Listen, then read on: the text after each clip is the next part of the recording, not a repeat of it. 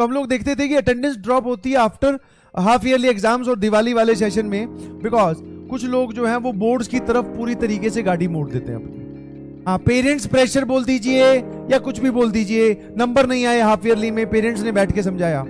और कुछ लोग जो हैं सर वो आईआईटी प्लस बोर्ड्स दोनों पर, समझ में, दोनों पर फोकस कर रहे हैं आईआईटी प्लस बोर्ड्स पे। इस मोमेंट पे या फिर ये वाला जो सिनेरियो अब शुरू होने वाला है, ये मैं जेई एस्पिरेंट के पॉइंट ऑफ व्यू से बहुत हेक्टिक, टफ और कंफ्यूजिंग मानता हूं, बिल्कुल। और ऐसा है भी, क्योंकि अगर नीट वाला एग्जाम होता, देखना जरा, मैं ऐसे किसी को कंपेयर नहीं कर रहा हूं, बट हाँ, नीट में आपको बोर्ड्स में एक मिनिमम स्कोर करना कोई कंपल्शन नहीं है। मेंस एडवांस बोर्ड्स है, उनके लिए बोर्ड्स है, मेंस एडवांस का कोई कंपल्शन नहीं है। अब सर अब जो सीजन आएगा ना, उसमें सबसे पहले हो सकता है, अभी तो हमें जेई मेंस की डेट ही नहीं पता, जनवरी में जेई मेंस है मान लेते हैं, फिर उसके बाद में सर करीबन फेब एंड या फिर मार्च में ये वाला पूरा टाइम हमारा निकलेगा बोर्ड्स में। इसके तुरंत बाद होते ही अप्रैल के फर्स्ट वीक या सेकंड वीक तक तो बात जाएगी नहीं सर, फिर से जेई मेंस 2, जेई M2 लिख रहा हूं, ये सेशन 1, और इसके करीबन 20 या 22 दिन बाद में अप्रैल या मई के फर्स्ट वीक में एडवांस।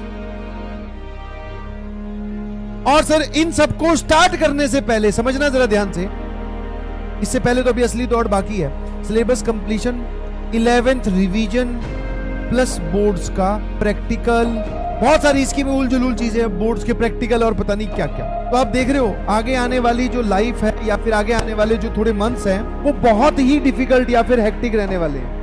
तो सर इसमें अब हम कैसे, इसमें पता है देख रहे हो अब अलग अलग वैरायटी बंटनी स्टार्ट हो जाएगी। आप प्री बोर्ड्स भी आएंगे ऑब्वियसली, इसमें syllabus, revision, boards, pre boards, practical, school में अटेंडेंस कंपलसरी, जो डमी है उनको भी अब स्कूल जाना पड़ेगा, बहुत सारी चीजें होने वाली है। तो this is your in future journey है। अब ये अकेला बच्चा जो घर पे बैठा है, थोड़ा मासूम है, मैं समझ पा रहा हूं, तो वो इन सब चीजों को देख के घबरा जाता है, इन सब चीजों को देख के घबरा जाता है। इस पूरी सिचुएशन में एक ही इंसान है जो आपकी मदद करेगा, वो है आप खुद। और खुद की मदद आप खुद तभी करते हैं जब आप पढ़ाई कर रहे हैं। चाहे आप बोर्ड्स दो, वो अलग बात है कि सवालों का लेवल अलग अलग है, डिफरेंट थिंकिंग है, अप्रोच अलग अलग है, बट अगर मैं इन सभी चीजों में एक कॉमन देखूं तो मुझे एक चीज कॉमन दिखाई देती है, स्टडी टेबल पे बैठकर। प्रैक्टिकल फाइल की बात कर लो सर, स्टडी टेबल पे बैठ के बनानी पड़ती है, बोर्ड्स में भी डेरिवेशन वगैरह देखनी पड़ती है, फिर रिवीजन करेंगे तो वो तो है ही सर, मेंस और एडवांस का तो खेल ही अलग है।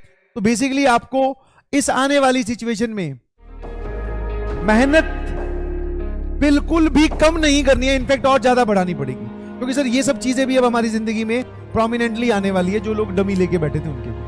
और इसमें आपको एक फीलिंग ऑफ नेगेटिविटी या फिर आप ऐसा बोल सकते हो एक इनसिक्योरिटी आपको रहेगी, आपको हमेशा ऐसा लगेगा कि यार बोर्ड 75% आ पाएगी कि नहीं आ पाएगी, क्या मैंने तैयारी सही की है कि नहीं की है। तो वो जो तुम्हारे पास फीलिंग ऑफ डाउट है वो रहेगा, सबके मन में रहता है, तो आप परेशान मत होना उस बात को लेकर, पहले ही बता दे रहा हूं, सबके मन में रहता है, सबके मन में ही रहता है, आप उस बात को लेकर परेशान नहीं रहे।